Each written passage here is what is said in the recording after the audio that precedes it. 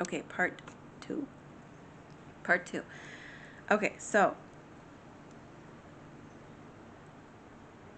when we see like all this happening, and the fasting, we're going to start seeing how that moves God. And so Esther literally risks her life. On the third day, she put on her royal apparel and stood in the inner court of the palace, in front of the king's hall. And the king was sitting on his royal throne in the hall facing the entrance. When the king saw Queen Esther standing in the courtyard, she found favor in his eyes. So the king held out to Esther the golden scepter in his hand, and Esther approached and touched the top of it. Now, just that act alone could have had her killed. And even his court people might have even been saying, "What are you doing? What is she thinking? What in, you know?" But he only had eyes for her. That's sweet. That's so sweet. Okay. The king said to her, "What is it, Queen Esther? Whatever you request, even as much as half of the kingdom, it will be given to you." This is how much favor she had.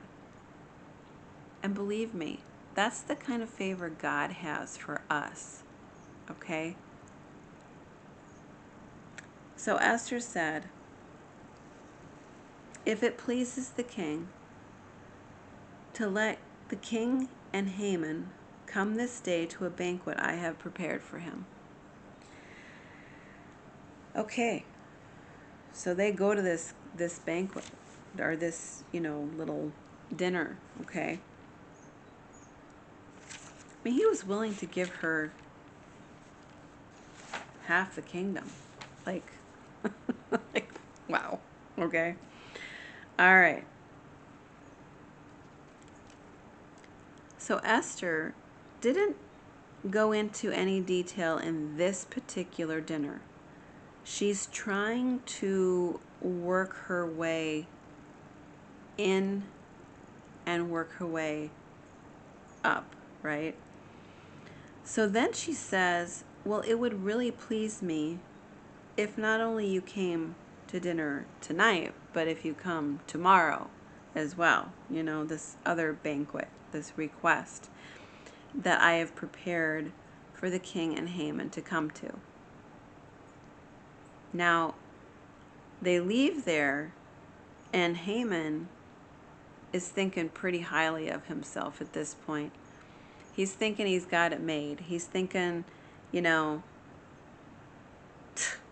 I am going to have my way. I'm going to annihilate the Jews.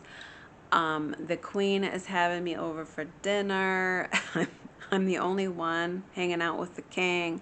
I mean, he's really talking himself up to everyone, and he's boasting, okay? He's boasting, and he is going to get his way. And one of his friends, and his own wife, says something about setting up gallows so that you can hang Mordecai on it.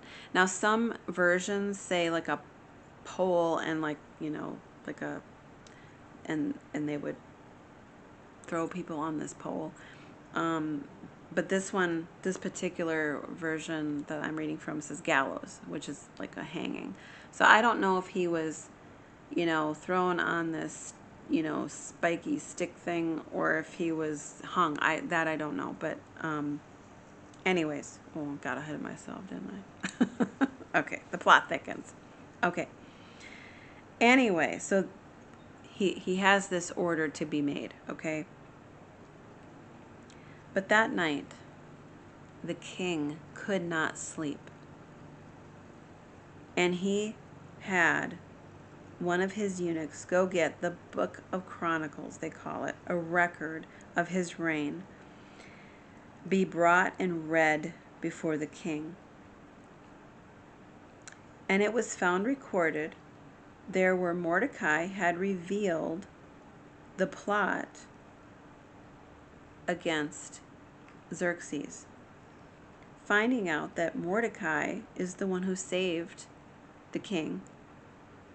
And then he asks his eunuchs, well, what have we done to honor this man? And their reply was, nothing has been done for him. And the king said, who is in the courtyard? Now Haman had just come into the outer court of the king's palace to speak to the king about the hanging of Mordecai on the gallows that he had prepared for him.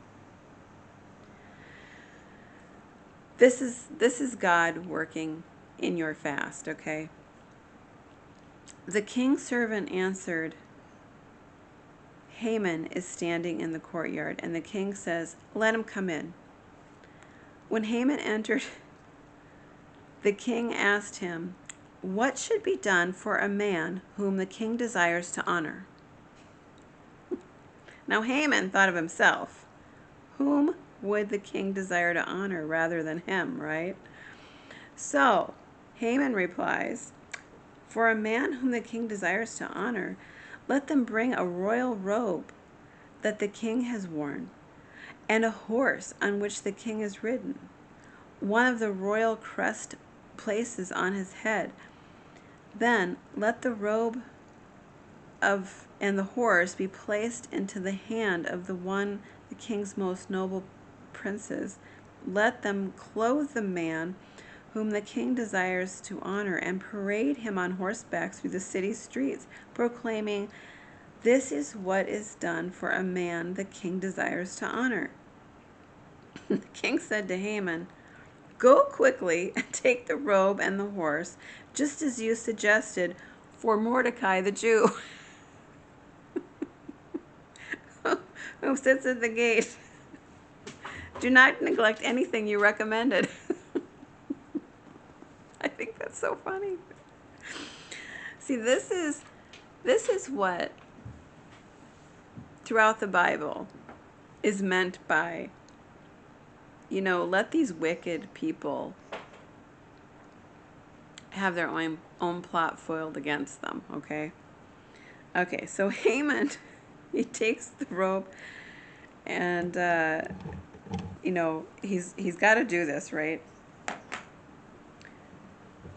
Haman rushed home, grief-stricken, with his head covered, because he had to go do this for Mordecai, whom he planned on killing that very day, instead is being honored by the king, okay? And this is what your fasting is doing behind the scenes.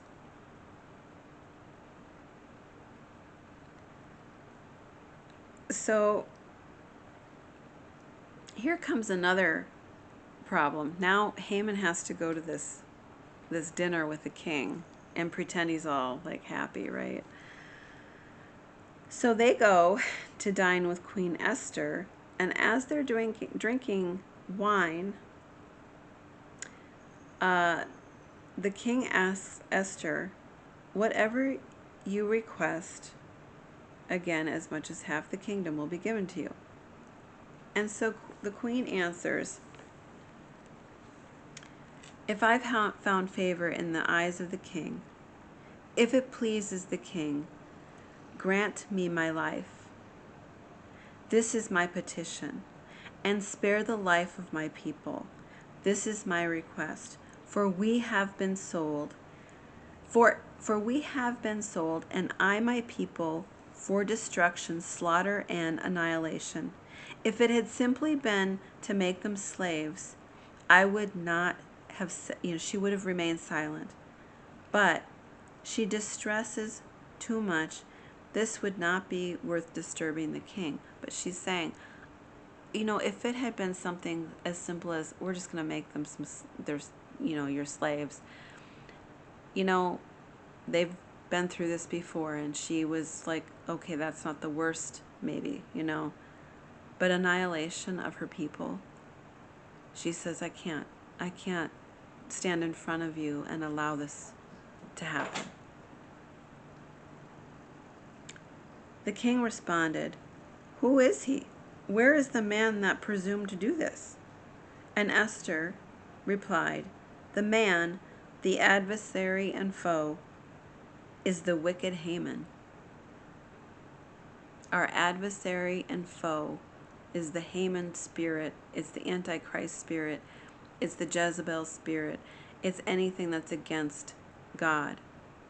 But God is against all of that, and he loves you, and you stand with God. Haman was terrified before the queen. Enraged, the king got up from the banquet and withdrew to the palace garden, but Haman stayed behind to plead with Queen Esther for his life.